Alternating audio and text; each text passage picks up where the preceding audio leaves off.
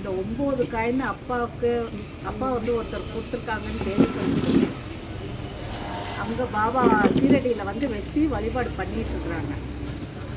இந்த 9 காயினும் போன வாரம் வியாழக்கிழமை அப்பா வந்து கோயம்பூர்லேருந்து ஒரு கோயிலுக்கு வர்றவங்க, ரெகுலராக வர்றவங்க, அவங்க வீட்டில் அரிசி காயின்னு போட்டு வச்சுக்கிட்டு வந்திருக்குறாங்க. அதை கொண்டு வந்து போன வாரம் வியாழக்கிழமை கொண்டு வந்து நம்ம பாபா கிட்ட வச்சுட்டு போனாங்க. அது ஒரு தட்டில் கொட்டிட்டு போயிட்டாங்க. போயிட்டோன்னா அப்பா என்னை கூப்பிட்டு சொல்கிறாரு, இதில் 9 காயின் இருக்கு, 1 ரூபா காயின் உனக்கு தான் பிச்சையாக போட்டிருக்கிறேன், நீங்கள் எடுத்துக்கோ அப்படின்னு சொல்கிறாங்க. இந்த 9 காயின் உனக்கு தான், 1 ரூபா காயின் மட்டும் 9 தான் இருக்கும், அதை நீங்கள் எடுத்துக்கோ, உனக்கு நான் பிச்சை போட்டேன் அப்படின்னு சொல்கிறாங்க. என்னடா திடீர்னு அப்பா வந்து இப்படி சொல்கிறாங்களேன்னு சொல்லிட்டு அந்த அரிசியில் காசை விட்டு எல்லாம் எடுத்துக்கிட்டு இருக்கிறேன். 2 ரூபா காயின் நிறையா இருந்துச்சு. 9 காயின் தான் இருக்கும்னு சொல்லியிருக்கிறாரு. 1 ரூபா காயின் எடுத்துகிட்டேன். கடைசியில் பார்த்தா அந்த சின்ன சைஸில் 1 காயின் 10 காயின் ஆகிடுச்சு.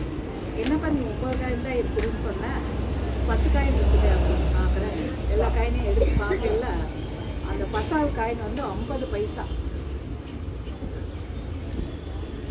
50 பைசா இந்த காலத்தில் யூஸ் இல்லை. ஆனால் அந்த அரிசியில் வந்து அந்த 50 பைசா அதில் இருக்குது. அப்போ வந்து அப்பா சொன்னது உண்மையாக இருக்குது. ஏன்னா நீ 10 காசை கொடுத்துட்டு நீ வந்து 9 காசு தான் இருக்குதுன்னு சொல்கிற, எனக்கு இதை வெளியே சொல்கிறது எப்படி சொல்கிறதுன்னு எனக்கு ஒன்றும் புரியலப்பா, நீ சொன்ன மாதிரி நடந்துக்கலையாட்டுருக்கு அப்படின்னு சொல்லி பார்க்கும்போது அந்த 10வது காயினை எடுத்து பார்க்குறேன். 50 பைசா, அத்தனை காசில் 50 பைசா இருக்குது. இந்த காலத்தில் யார் 50 பைசா போட்டிருப்பாங்க, யார் வச்சுருப்பாங்க, எனக்கு ஒன்றுமே புரியல. அப்பா தான்.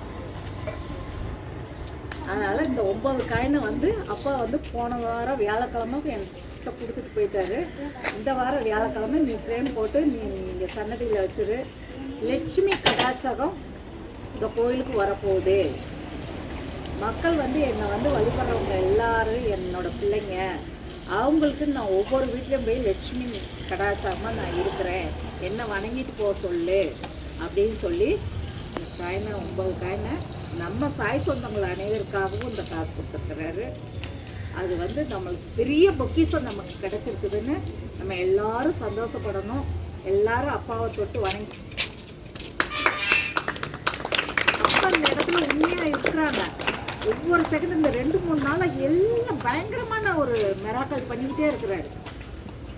இந்த ஒரு மிராக்கள் போன வாரம் நடந்துச்சு. நான் எடுத்து வச்சுட்டு நான் முழுமையாக நான் தீர்மானிக்கல, எடுத்து பார்க்கவும் தான் அதுக்கப்புறம் தான் சரி எல்லாத்துக்கிட்டே நம்ம சொல்லிக்கலாம் அப்படின்னு ஒரு இதில் இருந்தேன். சச்சரிதம் புக்கு படிக்கிறாங்க, சாய் சொந்தங்கள் 3 பேர் படிக்கிறாங்க. இப்போ இந்த வாராகி பூஜை 9 நாள் கொல்லூரில் பூஜை நடந்துகிட்ருக்குது. நான் அதனால் இந்த வாராகி பூஜைக்கு மட்டும் வந்துட்டுருக்கிறேன். டெய்லி நான் வரமாட்டேன், வந்து சாமி கும்பிட்டுட்டு போயிடுவேன் வீட்டுக்கு. சச்சரம் புக்கு 3 பேர் படிச்சுட்ருக்குறாங்க, சாய் 3 பேரும்.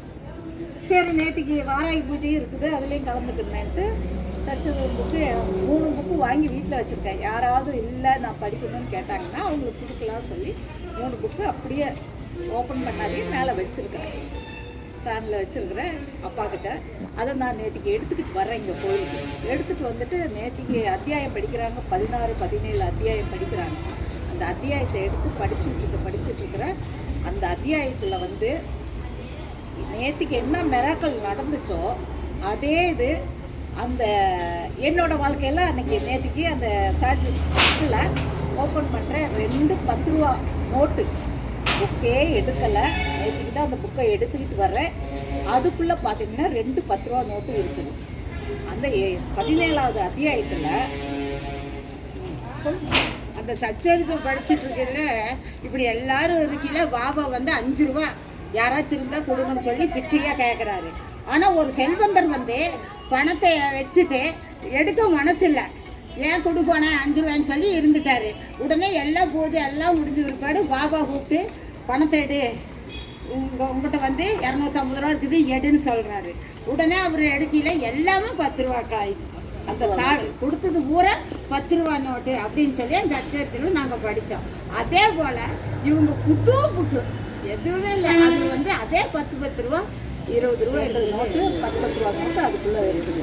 இந்த சச்சரக கதையை படிக்கிறதுக்கும் இந்த 10 ரூபா நோட்டு 2 இருக்கிறதுக்கும் அப்பாவோட மிராக்கள் எவ்வளோ பெரிய விஷயன்றது நம்ம தாய் சொந்தங்கள் தெரியணுன்றதுக்காக இதை சொல்கிறேன். ஒவ்வொரு நொடியும் ஒவ்வொரு இதுலேயும் அப்பா உட்காந்துருக்குறாங்க, உங்களுக்குள்ளேயே அப்பா உட்காந்துருக்குறாங்க. அது உண்மையாக நம்ம உணர்ந்தோம்னா கண்டிப்பாக நம்ம எல்லாத்துலேயும் ஜெயமாகும். இது பெரிய ஒரு மிராக்கள் இங்கே பண்ணிட்டு இருக்கிறாருன்னா இப்போ இந்த இதை வந்து குரு பூர்ணிமாவை ஒரு சிறப்பாக செயல்படுத்துகிறேன் அப்படின்னு சொல்லியிருக்காங்க அப்பா.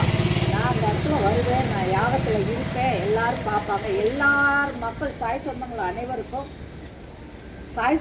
அனைவரும் அந்த யாகத்தில் வந்து யாக குச்சி இது எல்லா பொருளும் நம்ம கையால் நம்ம போடலாம். நமக்கு பாக்கியம், அந்த பாக்கியம் அவரோட அருள் நமக்கு பெறதுக்காக நம்ம கையை வந்து பிடிப்பேன். அந்த யாகத்துலேருந்து வந்து சாய் சொந்தங்கள் என் பிள்ளைங்க கையை பிடிப்பேன்னு சொல்லியிருக்கிறாங்க. அதனால் சாய் சொந்தங்கள் எல்லாரும் தவறாத அந்த குரு பூர்ணிமா பூஜையில் வந்து கலந்துக்குங்க. கண்டிப்பாக நீங்களாம் வந்ததுக்கப்புறம் தான் நாங்கள் யாகம் ஏற்பாடு பண்ணுவோம். காலையிலேருந்தே அன்னதானம் நடக்குது. சில டீச்சர்ஸுக்கெல்லாம் வர முடியாது, ஸ்கூல் இருக்கும். சாயங்காலம் வந்து கலந்துக்குங்க. அப்பா ஒவ்வொருத்தருக்கும் ஒவ்வொரு கதைக்கும் ஒவ்வொரு இதுக்கும் சொல்லிகிட்டே இருக்கிறாங்க இந்த இடத்துல. அதே போல் முந்தா நாள் இந்த பள்ளியை பற்றி சாஸ்திரம் படிக்கிறவங்களுக்கு தெரியும்.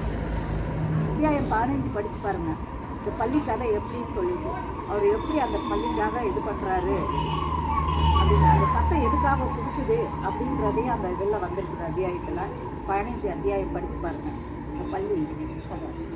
அதனால் கண்டிப்பாக ஒவ்வொரு இதுலேயும் அப்பா 100% இருப்பார். கண்டிப்பாக எக்காரணத்து முடியலேன்னு சொன்னால் அப்பாவை நினச்சி கொடுங்க. கண்டிப்பாக அடுத்த ஆகும்.